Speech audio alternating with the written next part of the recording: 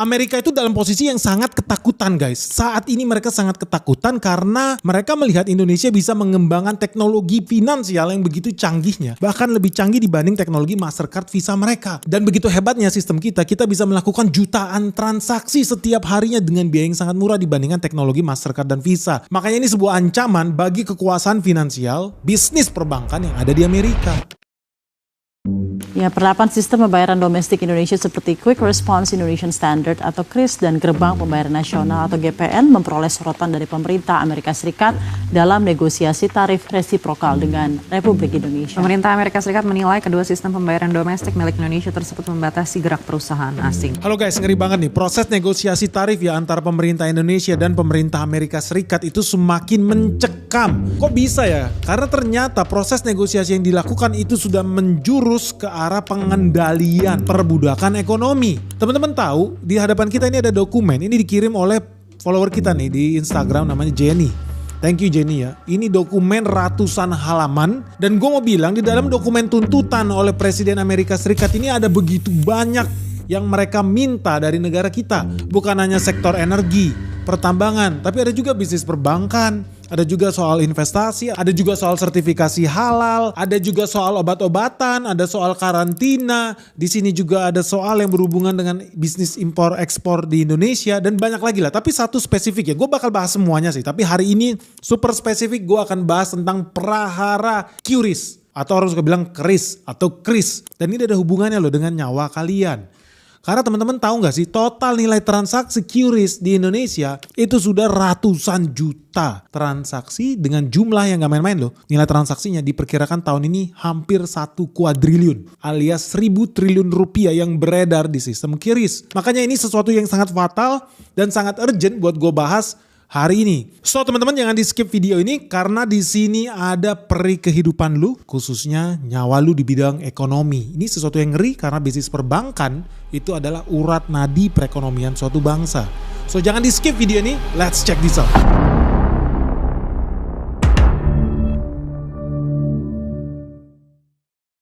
Jadi teman-teman lu bisa lihat ya dokumen ini tebel banget, total ada ratusan halaman. Gue mau masuk ke halaman 221.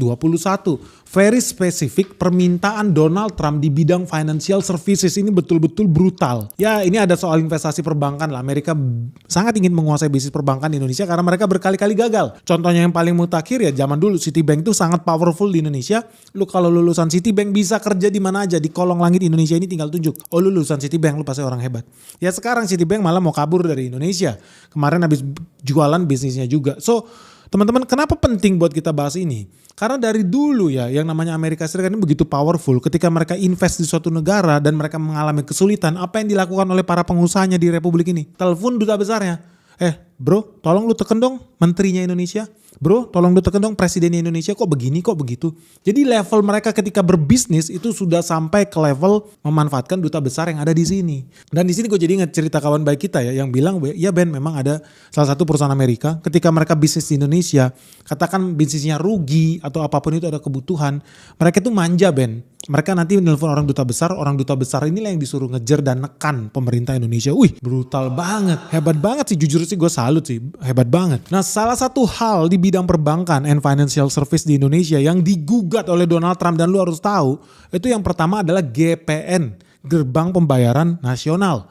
Di situ banyak orang yang komplain apalagi Donald Trump atas perdagangan dia. Kenapa sih kalau di Indonesia mau transaksi harus yang diutamakan itu GPN? Nah ini banyak yang salah paham dan gue minta dengan sangat semoga tim yang kita kirim ke Amerika Serikat bisa menjelaskan nih ke Amerika bahwa apa GPN itu bukan penghalang. Pertama, yang kedua GPN itu sifatnya sangat lokal. Lu gak bisa pakai GPN transaksi di Brazil atau transaksi di Malaysia atau di Singapura, enggak. GPN ini sistem switching yang berlaku di level nasional supaya perbankan kita bisa berkomunikasi dengan bank yang lain.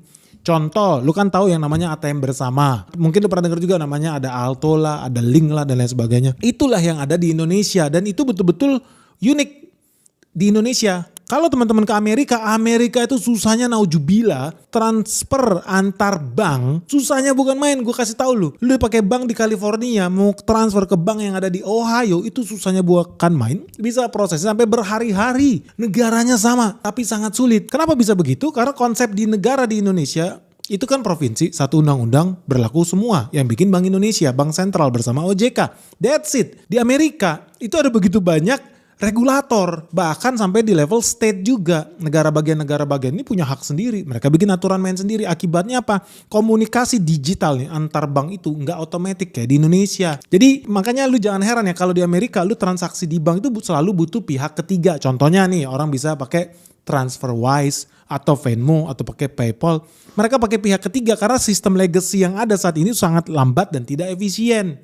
Indonesia ini sakti, jujur aja kalau ngomongin teknologi perbankan, Indonesia lebih sakti dibanding Amerika. Lu yang orang Amerika Serikat, yang tinggal di Amerika pasti bisa merasakan painfulnya melakukan transaksi antar bank di Amerika. Sangat lelet, sangat tidak efisien. Sahih itu. Nah jadi makanya jangan heran kalau kemudian dia komplain kok di Indonesia pakai GPN. Ya oke, ini gue kasih penjelasan. Lu gak usah takut dengan itu, wahai Amerika. Karena orang Indonesia pasti kalau ke luar negeri, kalau bertransaksi pasti gue yakin kemungkinan besar masih menggunakan yang namanya Mastercard sama Visa. Untuk beberapa negara nih catatan khusus, ya betul sih Malaysia, Singapura itu kita udah bisa pakai QRIS. Dan ini yang membuat mereka takut. Kalau soal GPN sebetulnya ini tolong dijelasin ya teman-teman yang negosiasi ke Amerika. Gak usah takut, itu kan sifatnya sangat lokal.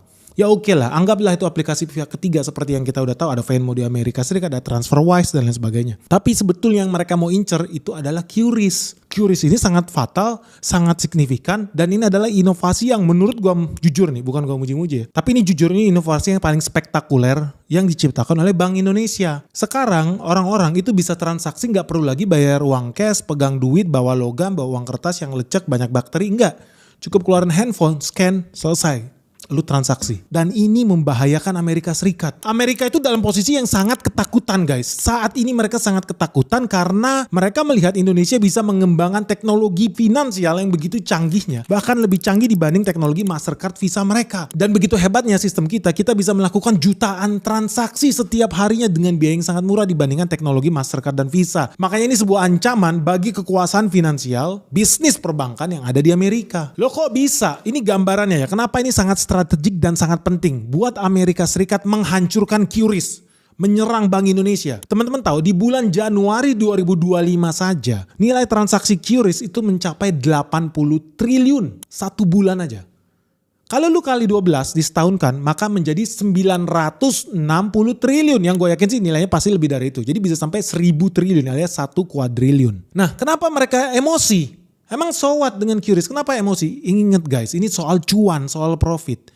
Kalau seandainya semua transaksi di Indonesia dilakukan pakai QRIS, apa yang terjadi? Amerika Serikat dapat apa?